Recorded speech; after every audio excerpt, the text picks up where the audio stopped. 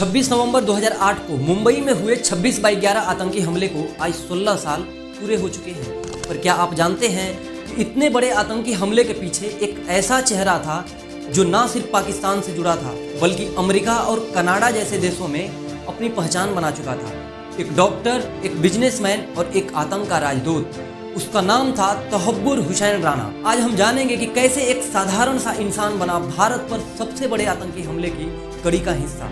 साजिश कहां से शुरू हुई और क्या वो असली मास्टरमाइंड था या बस था एक मोहरा। आइए जानते हैं आज की इस वीडियो में। तहब्बुर हुसैन राणा एक पाकिस्तानी मूल का नागरिक जो पाकिस्तानी आर्मी मेडिकल कोर में डॉक्टर रह चुका था।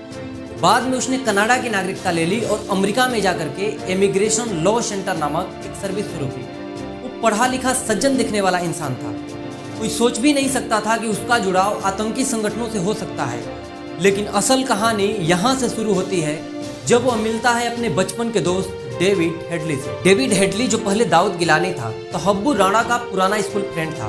दोनों मिलकर के अमेरिका में इमिग्रेशन का बिजनेस चलाते थे। लेकिन इस बिजनेस के जरिए वे भारत में टूरिस्ट या बिजनेस वीजा की आड़ में जासूसी करते थे। हेडली लश्कर तैयबा के लिए काम करता था और उसने मुंबई में जाकर के होटल्स, रेलवे स्टेशन, यहूदी सेंटर और सब कुछ की रेकी की। और उसने ये सब किया तहब्बुर राणा की कंपनी के नाम पर। लेकिन क्या तहब्बुर राणा को पता था कि असल मकसद क्या है या वो सिर्फ कागजी मदद दे रहा था। 2006 से 2008 के बीच डेविड हेडली ने भारत के कई शहरों का दौरा किया। दिल्ली, पुणे, मुंबई, अहमदाबाद। ये दौरे एक बिजनेसमैन के नहीं बल्कि एक जासूस के थे।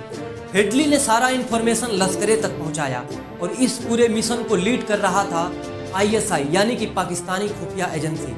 तहब्बुर राणा न केवल हेडली को लॉजिस्टिक सपोर्ट दे रहा था बल्कि उसकी अमेरिका में कंपनी का इस्तेमाल करके हेडली को लीगल सपोर्ट भी दे रहा था। लेकिन फिर सवाल वही, क्या राणा को पता था कि ये हमला होगा या सिर्फ उसे इतना ही बताया गया था कि हेडली सिर्फ कश्मीरी आज़ादी के लिए काम कर रहा है। 2009 में अमेरिका में FBI को जानकारी मिली कि कुछ पाकिस्तान मूल के लोग आतंकवाद में शामिल हो सकते हैं।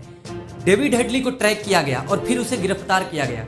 जैसे ही हेडली ने कबूला कि 26/11 की रेकी उसने की है, तहब्बुर राणा का नाम सामने आया।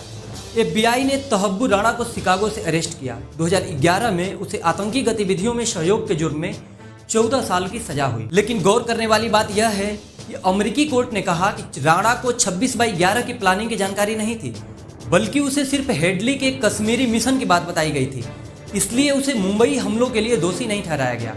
लेकिन भारत ने उसे एक्स्ट्राडिक्शन की मांगी। 10 अप्रैल 2025 को तहब्बुर राणा को अमेरिका से भारत लाया गया और यह प्रत्यर्पण की एक top secret mission operation Rana के तहत हुआ, जिसमें सुरक्षा बलों ने विशेष सावधानी बरती और राणा को दिल्ली के पालम एयर बेस पर लैंड करा करके सीधे NIA के हवाले कर दिया गया।